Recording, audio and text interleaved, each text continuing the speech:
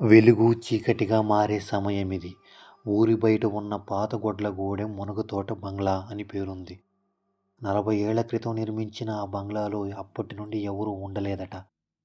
చుట్టూ మునగ చెట్లు, లోపల పాడైన గోడలు, జాలురాలిన కిటికీలు అన్నీ కాలానికి సాక్ష్యాలుగా నిలిచాయి. ఇక్కడికి ఎవరెవరో వెళ్ళి తిరిగి రాలేదని చెబుతుంటారని అర్పిత మాటలు గుర్తుకొచ్చాయి మనోజ్కి.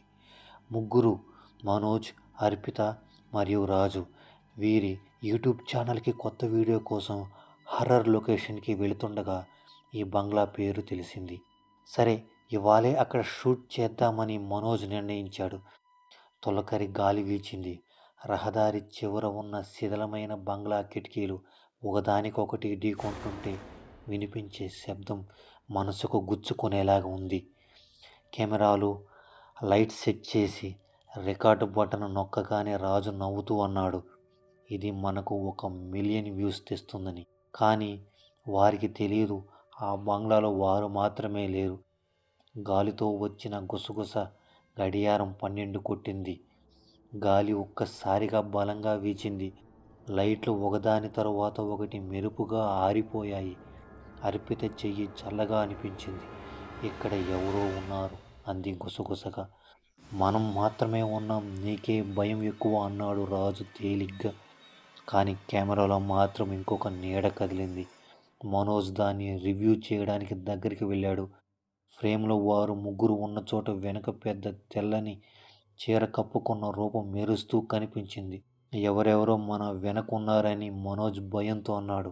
కెమెరా నిశితంగా ఫోకస్ చేసేసరికి ఆ రూపం అదృశ్యమైంది. చూడండి కెమెరా స్క్రీన్ అని అర్పిత అరిచింది.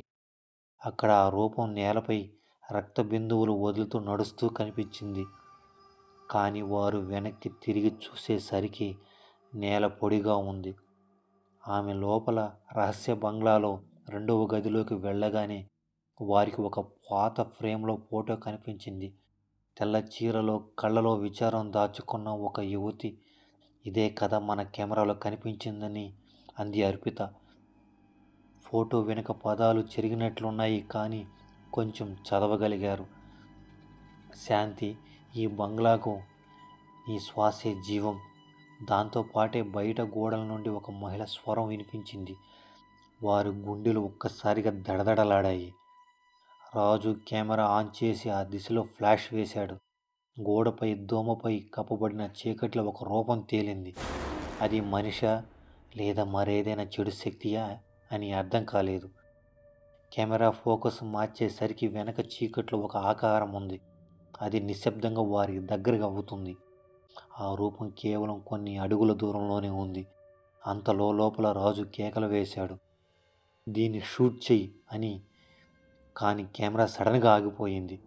లైట్లు ఆరిపోయాయి. మిగిలింది కేవలం చల్లని గాలి, గుండెల్లో భయం మరియు ఆమె నీడ. మనోజ్ చేతులు ఒక చల్లని తేమ తాకాయి. అర్పిత, నువ్వేనా అని అడిగాడు. కానీ వెనుక ఉన్నది ఒక భయానక పురాతన వాసనతో కూడిన చల్లదనం. తర్వాత వినిపించిన కేక అది మనిషి అరిచిన విధంగా లేదు. అప్పటికే 3 గంటలు గడిచాయని మనోజ్ మొబైల్లో గడియారం చూపించింది. లైట్కు బ్యాటరీ లేదు. కెమెరా ఫీడ్ మళ్ళీ ఆన్ అవుతుండగా ఒక కొత్త వీడియో ఆటోమేటిక్గా ప్లే అయింది. అది వారి నుంచే రికార్డ్ అయిన దృశ్యం. కానీ కెమెరాలో మనోజ్, రాజు, అర్పిత ముగ్గురు యాంత్రికంగా నవ్వుతూ చూపిస్తున్నారు. కళ్ళలో మమకారం లేకుండా శూన్యంగా. తర్వాత వారందరూ ఒక్కొక్కరిగా కెమెరా వైపు తిరిగి ఇలా అన్నారు, ఇక్కడ శాంతి ఉంది, మీరు కూడా చేరండి. మనోజ్ ఆ వీడియోను తొలగించడానికి ప్రయత్నించే లోపే కెమెరా నుండి తెల్ల పొగ బయలుదేరింది. ఆ పొగ గదిని నింపేసింది. తర్వాత కేవలం ఒక చప్పుడు గడియారం 12 కొట్టింది. మరుసటి ఉదయం గ్రామస్తులు బంగ్లా దగ్గర మనోజ్ కెమెరా కనుగొన్నారు. లోపల వీడియో చూస్తే చివరి సెకండ్లో కేవలం ఒక బొమ్మ స్పష్టంగా ఉంది. తెల్ల చీరలో ఉన్న ఆమె రూపం వెనుక గోడపై ఇలా రాసి ఉంది, ఈ బంగ్లాకు వచ్చే ప్రతి ఒక్కరూ నల్ల చీకటిలో శ్వాస అవుతారని. అప్పటి నుండి ఎవరూ అక్కడికి తిరిగి వెళ్ళలేదు. అయితే యూట్యూబ్లో మునగతోట బంగ్లా లైవ్ రికార్డింగ్ అనే వీడియో ఇంకా ఆటోమేటిక్గా తిరిగి అప్లోడ్ అవుతూనే ఉంది. ప్రతి రాత్రి గడియారం 12 అయినప్పుడు కొత్తగా కనిపించే 3 నీడలు ఉన్న వీడియో కనిపిస్తూనే ఉంది.